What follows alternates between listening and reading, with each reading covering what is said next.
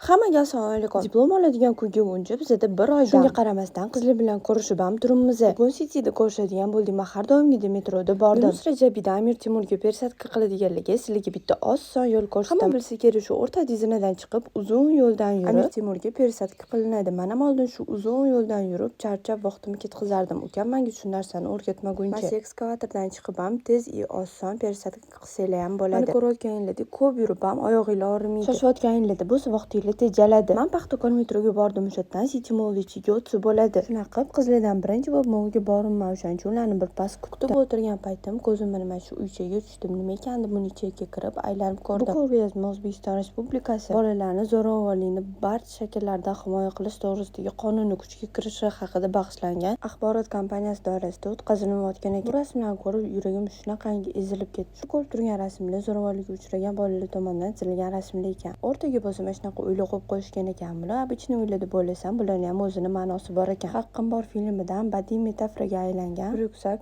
uychalar. Bu yo'lda uy tinchlik, xavfsizlik ramzi emas, balki uy bu bola o'zi yolg'iz holida og'riqlarni ko'tarib yurishga majbur bo'lgan yuklar ramziga aylangan. Har bir ryukzak uy bu og'riqli umid bilan yonma-yon yashaydigan nozik ichki dunyo ma'nolarini anglatadi. Davatchi rasmlarni ko'rishda davom etamiz. Bilasizlar, bolalar yozishi, o'qishi bilishmaydi, lekin shu rasmlar orqali ichki dunyoga qanchalik qiynalib vaziyat chekayotganini tushuntirmoqchi bo'lishgan. Shu rasmlarni ko'rib o'tirganimda qizlar ham kelishdi. Ularga ham shu rasmlarni ko'rsatib aylantirib chiqdim. Kichkina uycha Cityning birinchi etajida joylashgan. Qizlar mana onlayn magazindan narsa sotib olishgan edi. O'shaning uchun ularga narsaligini berib ovqatlanishga bordik. Ovqatlanib bo'lsa birpas magazinlarni aylandik. Birinchi kirgan magazinimiz bu kosmetika magazini bo'ldi. Menga mana shu ikkita attir rosa ham yoqib qoldi. Tester bo'lgani uchun o'zimga bittasini olib sepib ko'rdim. Oldimga xinini kelib, "Vo bilan dar sepish mumkin emas, faqat xillab ko'rish mumkin" deb gapirdi.